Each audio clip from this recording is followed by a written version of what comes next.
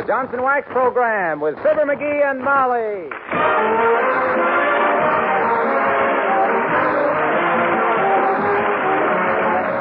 The makers of Johnson's Wax products for home and industry present Fibber McGee and Molly with Bill Thompson, Gail Gordon, Arthur Q. Bryan, and me, Harlow Wilcox. The script is by Don Quinn and Phil Leslie. Music by the King's Men and Billy Mills Orchestra.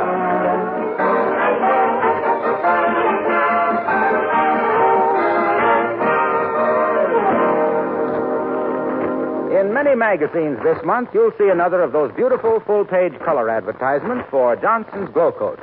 You know the ones I mean. They show linoleum floors that are half dull and half shiny.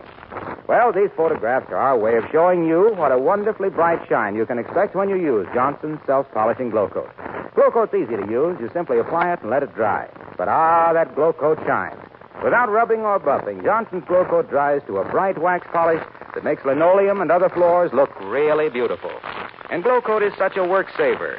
Dusting is easy, and spilled things wipe up from a shining, glow-coated floor with just a damp cloth. Linoleum keeps new-looking years longer, too. Why not get some Johnson's self-polishing Glow Coat the very next time you shop? Now, after we hear Fibber McGee and Molly, I'm going to announce a very special offer, so be sure to listen.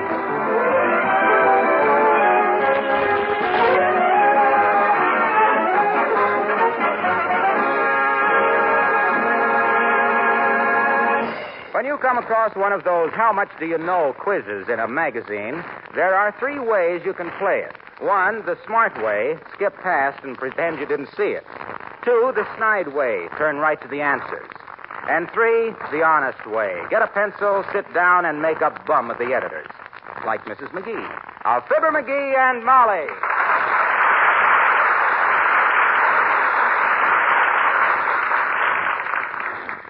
Let me see, number 7. What kind of fur is used to make felt? Yeah, that's a trick question, kiddo. Don't let them fool you. Felt is made out of old hats. They grind them up. I think it's rabbit fur. I'll put that down, rabbit fur. Yeah, well, don't say I didn't warn you, Snooky. Question 8. What is the chemical formula for water? If they mean our city water, that's easy. 1 part mud, 3 part bubbles, and enough chlorine to calcimine Paul Whiteman. Water is hydrogen, 2 parts oxygen. H2O. Oh, it's part right. Bubbles is oxygen. Question 9. What was Woodrow Wilson's first name? Skip that one. It's too easy. Woodrow. It was Thomas. Thomas Woodrow Wilson. Oh, Tom. Yeah, sure. And the last question, where does quinine come from? The drugstore. I think it's the bark of the cinchona tree. Ooh. Let me see now. Answers on page 83. Here we are. Heavenly days, 100%. I answered them all right, dearie. Well, those questions were very simple, of course. You know what I did in this very room last Monday night? Yes, you upset your root beer all over the floor. I listened to Dr. IQ, and if I'd have been in his theater audience that night, I'd have won 23 boxes of Snickers.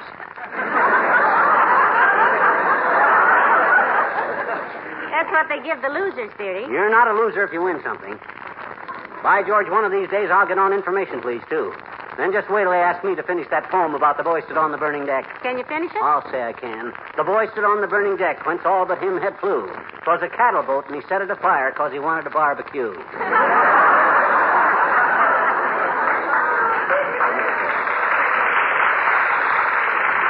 And if they ask me anything about Shakespeare, I'll say... Come in. Oh, it's merely trivia. Do come in, Your Honor. Good day, Molly. Hello, McGee. Hi, Politico. Don't tell us you come straight from the City Hall, because nobody ever did. That's one man's opinion, and I'll take it for what it's worth, which is practically nothing. Did you vote in the recent municipal elections, McGee? We did not, Mr. Oh, I was too busy with Rev. The hinge broke on my fishing tackle box, and I was all over town trying to find a welder. I see. You're the type of citizen who'd rather cast aspersions than votes. But you can't dampen my spirits today. I just came from federal court where I had a very happy experience. Acquitted, were you? What were you up for, Latriz? Drawing fee 38s on 3-cent stamps and using them for airmail? I wasn't up for anything. I was in court as a character witness in some citizenship proceedings. I never saw a happier group of people. Oh, it must mean a lot to them to be citizens. Well, sure, it means a lot to me to be a citizen, too. Can you prove you are a citizen, McGee? I don't have to prove it. I was born in the United States. May I see your birth certificate? He hasn't any, Mr. Mayor. It was destroyed when the courthouse burned down in 1916. Really?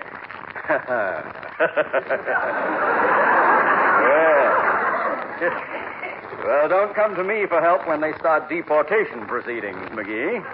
Deportation proceedings? I'm a United States citizen. They can't deportate me. Can they? How about you, Molly? Have you anything to prove your citizenship? Oh, yes, I have a passport. I was going to Europe once, but I found out how much it would cost, and I didn't go. Well, the passport is proof enough. You're in the clear. Hey, now, wait a minute. You mean the government can send me away simply because I got no papers to prove that I... You're kidding, aren't you, Litrid? He's kidding, isn't he, Molly? For goodness sakes, dearie, stop worrying. What if they do send you away? You can always come in again on the quota. On the quota? I'll meet you at Ellis Island with some sandwiches. Gee whiz, Oh, this is all a joke. Isn't it? It wasn't a joke to the people who got their papers this morning, McGee. They really studied to pass that examination. I'll study. I'll study like everything. I'll run down there some morning and pass the test just to be safe. How about it, Liz? You know the judge. Pass the word that I'm just doing it for fun, see? He'll go along with the gag, and I'll have my papers. I'll see what I can do. You'll be in Judge Krieger's court this afternoon at 5, McGee. I'll put in a word for you. Good day.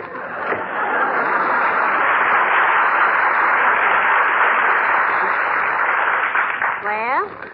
Is this on the level, kiddo? My gosh, if I flunk the test, what if they... Hey, wait a minute. How can they deport me? Where'll they deport me to? A good question. If I ain't a citizen, then I ain't from any place. Well, in that case, dearie, I believe they just haul you around on a ship all the time. Oh, boy, that's for me. Travel and see the world. Maybe we can get them to deport you with me, and we could just cruise till the cows come. Uh-oh. What's the matter? I just thought of something. I can't let them deport me now.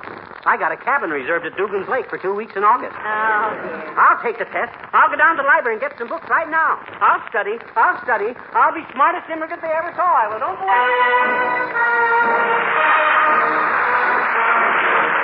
Billy Mills and the orchestra and the Russian Rag.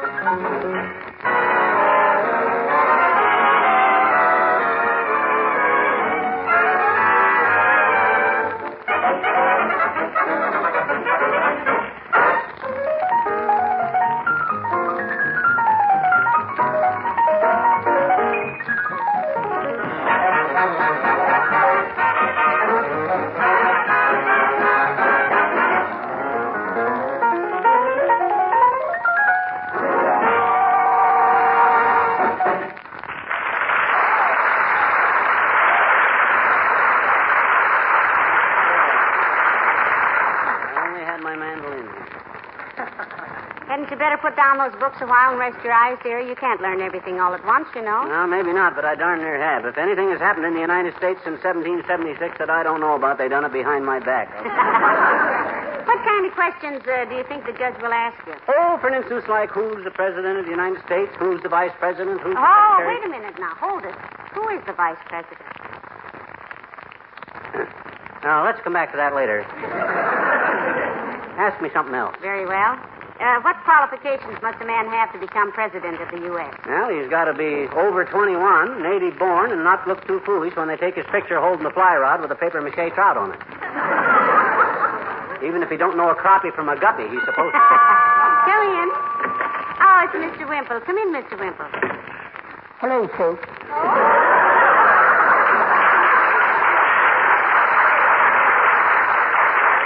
Hi, Wimp, old man. If you can't find a vacant chair, sit on a pile of books. Give you a literary background. My goodness, I never saw so many books. Are you taking a correspondence course in something, Mr. McGee? No, he's studying up on American government, Mr. Wimple. Going to take out citizenship papers, Wimp. But that takes 2 years, Mr. McGee. That's a lot of ma-ha-ha, Wimp. That 2-year stuff may be okay for immigrants, but not for a guy like me that knows a few answers. I got influence. I know the right people. I can pull more wires than a cut-rate piano tuner. I got drag. My goodness. You talk like an American citizen already, Mr. McGee. I am a citizen, Wimp, but I got no way to prove it, you see, so I'm going to play it safe. Pass the test for citizenship, take the oath of malfeasance, and get my paper. Been studying for it, too. Ask me something. Go on, Mr. Wimple. Ask him something. Anything? Anything. Just ask me a question. All righty. May I have a drink of water? Certainly, Mr. Wimple, but he means a question about American history or government. Yeah. Oh, all righty. What public body is known as the 9 Old Men? Oh, that's a cinch. The Chicago White Sox.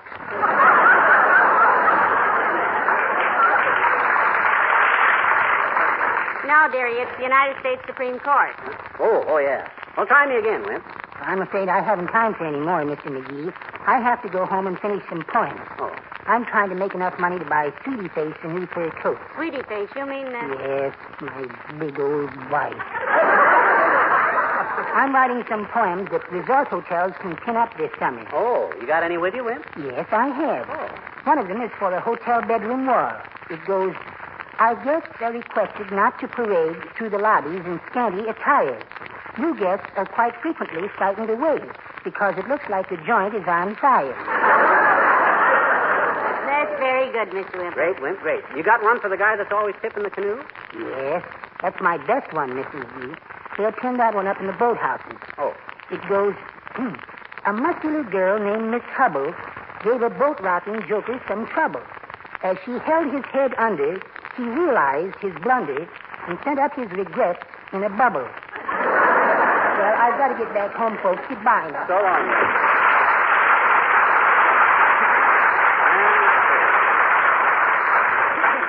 Well, back to work. Now, let me see. Where was it? Oh, yeah. You know anything about the Bill of Rights, Molly? Yes, don't worry about it, though, dearie. I told him we'd pay it by Thursday. Who? Mr. Wright, the hardware man, he sent us a bill. No. I mean the first 10 amendments to the Constitution, the Bill of Rights. You see, the first 10 amendments were Hello, Molly. Hello, Fibber. Hey, if you're going bowling tonight, Oh, you're reading, pal? He's going to take out papers, Mr. Wilcox. He wants to be an American citizen. Hell, you never told me. Are you really a foreigner? Did you swallow that stuff about the good old days in Peoria, Junior? Why, that's camouflage. I was smuggled into this country from a tramp steamer in 1913. Come ashore one foggy night just north of San Pedro, California. 4 other Chinese fellows and myself. 4 other Chinese? You mean you're a... Yes. I'm Chinese, Junior. Used to be a coolie on a melon plantation outside of Shanghai. Come to me, my melon coolie baby. But gee whiz, pal. Look, your face. You don't look... Plastic surgery, Junior. I often long for those mysterious Oriental nights, with the Samisen strumming their mandarins outside of old Fuyang, and the golden-throated Bohao Doi singing in the branches of the chow mein tree, and those sing-song girls serving my oolong in fragile little gin rickshaws as the Wang Fu rises over the snow-capped sandbank. Someday, but no. Now I become very good American citizen. Look, pal, you told me once that in 1913 you had a vaudeville act in Chicago. Sure. Did I tell you what theater? No. The Oriental. Right, dearie? Right, my lotus blossom. Long Tack Sam, I was known as in them days. Oh, now cut it out. I don't believe a word of this stuff, pal. You're about as oriental as bubble gum. What goes on here? I haven't got a birth certificate, Junior. Want to be able to prove I'm a citizen. I'm getting ready to take the examination right now. Ask me a question. Go on. Anything about our history, our government. Okay. Who was Pennsylvania named after? Red Waring and his Pennsylvania.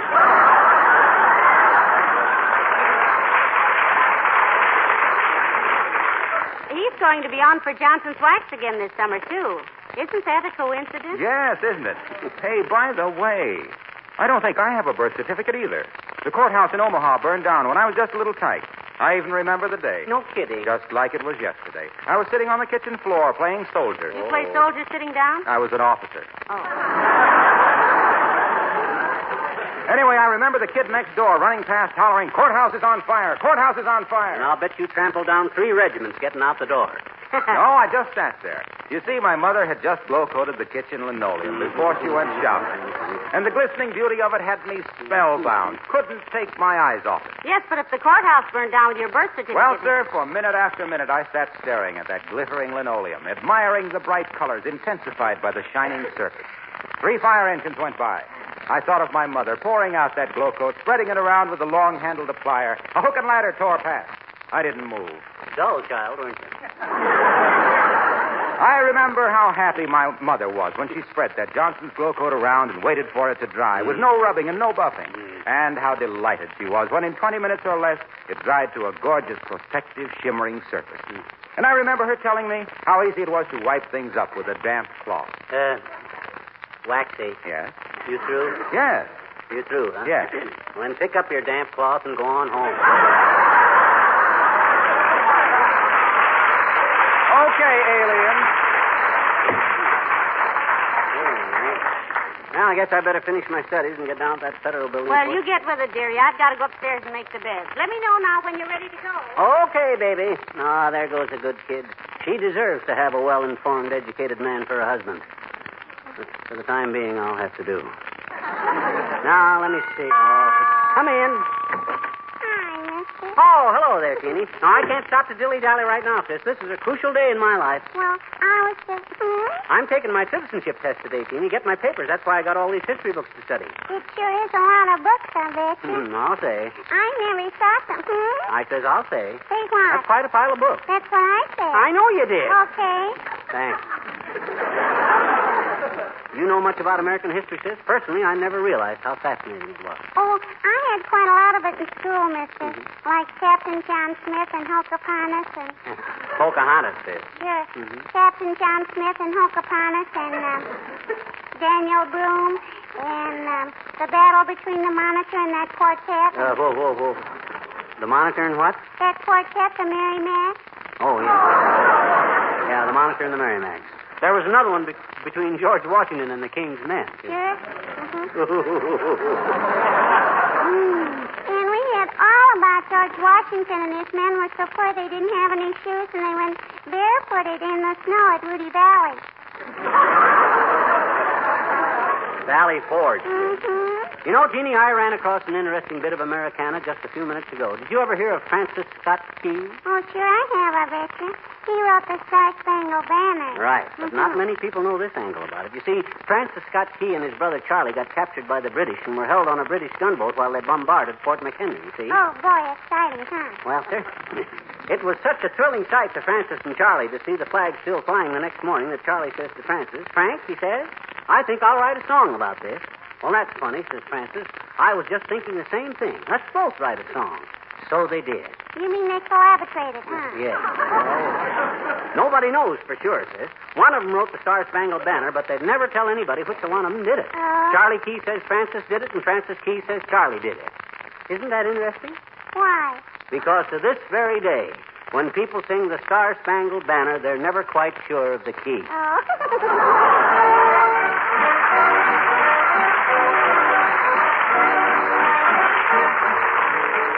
King's Men sing. Linda, Linda, Linda.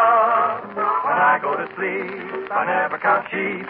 I count all the charms about Linda. And lately it seems in all of my dreams, I walk with my arms about Linda. But what good does it do me? for Linda doesn't know I exist.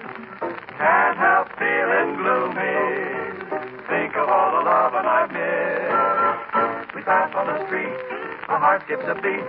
I say to myself, hello, Linda.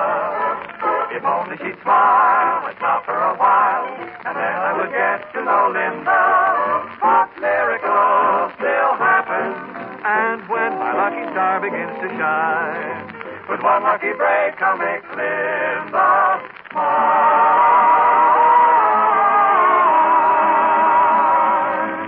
We pass on the street, my heart skips a beat. I say to myself, hello, Linda. If only she'd smile, I'd stop for a while, and then I would get to know Linda.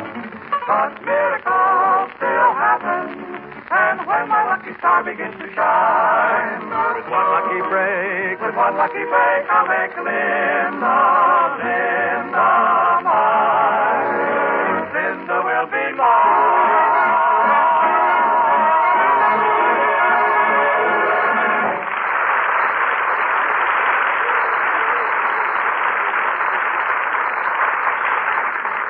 And you say McGee is coming down here to your office this afternoon to take out naturalization papers, Judge? That's right, Doctor. Mail of trivia says the man was born in Peoria, but that he insists on being naturalized, so I'm going along with the mayor's gag. Well, a bookmaker told me years ago that the one race he couldn't dope out was the human. Neither can I. And I've looked at it from all sides, believe me. Uh-oh. This must be my pigeon now. Do I look stern enough? You look frightening. Pour it on him now, Judge. I'll duck out the back door. See you at the Elk. Right. Come in. Good morning, Judge. Good afternoon. How do you do? I'm Fibber McGee, Your Honor, and this is Mrs. McGee. How do you do, I'm sure. Mrs. McGee, have a chair, please. Mail the trivia told me all about your case, Mr. McGee. Now, you realize I'll have to ask you a few questions to test your knowledge of our country and our government. Well, fire away, Judge. Ask me anything. I'm loaded. Now, McGee, what's your language? I suppose you've read the Declaration of Independence, of course. Read it? You want to hear it? Okay. When in the course of human events, it becomes necessary for one people to dissolve the political bands which have connected them with another. Just a minute, and to please. assume among the powers of the earth. Oh, did you say something, Judge? He knows it all, Your Honor, forwards and backwards. Yeah, you want to hear it backwards? And another with them connected which have bands political together. Never mind that, McGee. I see you know the Declaration. Now tell me, what kind of government does the United States have? Well, now, that's a matter of opinion, Your Honor. Some people holler and scream about the government, but I think it's the finest... No, McGee. Huh? He means, is it a monarchy or a democratic form of government, or... Oh, excuse me, Your Honor. I didn't understand the question. It's a democratic form of government. Yes, that's right. Yeah. At least it is now. It might be Republican government next time, but you never can tell how these elections will go. Yeah. All right. That answer is correct. Now, you know, of course, that George Washington was our first president. Oh, he knows that, Your Honor. We got that in school. Yeah. I see. Well, you must have gone to very fine schools. But maybe you didn't know who the second president was, McGee. You mean John Adams? I told you I'm loaded with information, Judge. John's boy, John Quincy, was the sixth president. You know, he got married while he was overseas, of course. No, I didn't know. Oh, sure. Married his wife in London in 1797. They had 3 boys and a girl. Now, McGee. Huh? Judge Krieger isn't interested in that. My goodness. No. Just answer the questions, Mr. McGee, if you please. Well, gee whiz, aren't you going to ask me some tough ones, Your Honor? Like, where was the center of the meat packing industry in 1818? Cincinnati. Or where did the majority of Americans live in 1490? TP. That is very interesting, Why, but certainly it is. The whole history of this country is interesting. You take from the time Tom Jefferson and Ben Franklin and the boys sat down and wrote the Declaration. Oh, now, McGee, Judge Krieger doesn't want to hear all about that. Why, Molly, you mean to say that a judge like Judge Krieger isn't interested in the history of our own country? Well, of course I'm interested, Well, but Matt, it's like I say.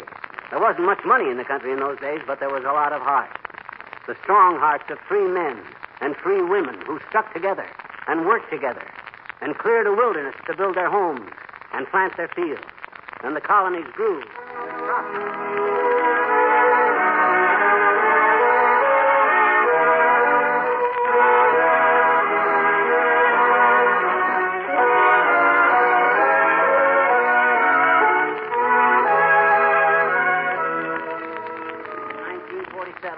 That little bunch of colonies has grown through wars and depressions.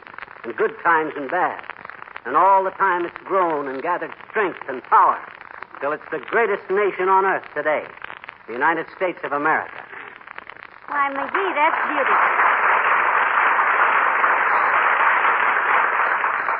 My boy, that was a very interesting thing.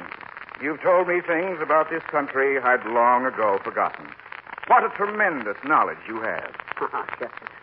Nothing any red-blooded American boy should not know.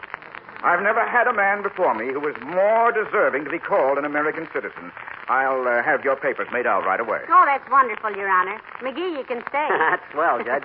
By the way, that little accent of yours, Judge. Harvard man, are you? No, I was born in Canada, McGee. Came down here in 1927 and liked it so well I stayed. Isn't that nice? Yeah, adopted the country, eh? When did you take out your papers, Judge? Why, back in... my papers? Great Scott, I completely forgot it. Sit down, Judge. I'd like to ask you a few questions.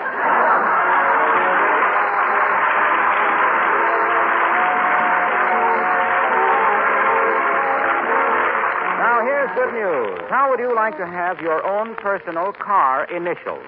Well, listen to this. You've heard me sing the praises of Johnson's Car New, the famous car polish that cleans and polishes in one easy application. Now, if you'll discover for yourself how wonderful Car New is, we'll send you 2 sets of your own personal initials for your car. These car initials are really something. They're ½ inch high, tastefully designed in striking gold color. You put 1 set of 3 initials on each side of your car, and believe me, they really look smart. They take only a jiffy to apply, too. And here's all you do to get these handsome decal car initials. First, buy some Johnson's Car New. Then send the sales slip or the name of the dealer from whom you bought your Car New, together with a stamped, self-addressed envelope, to Fibber McGee and Molly, Racine, Wisconsin. If you live in Canada, address your request for initials to Fibber McGee and Molly, Brantford, Ontario. Print clearly which initials you want, any 3, and get your request in the mail right away. Plan to buy some Johnson's Car New and send in tomorrow. Car New is spelled C-A-R-N-U.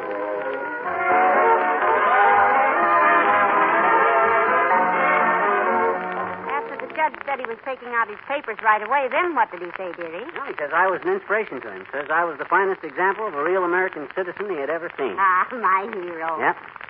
I wonder if him or Latrivia would fix this dad-ratted jury summons that come in the mail. What? Oh, my gosh, I'm not going to sit around in any stale courtroom all day. Listen, that stuff's for the yokel, the immigrant. That's what that stuff's McGee. for. That's... Citizen. Huh? Oh. Good night. Good night, Al.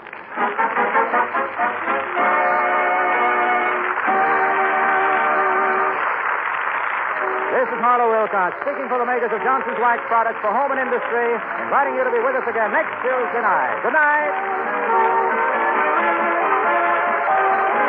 This is NBC, the National Broadcasting Company.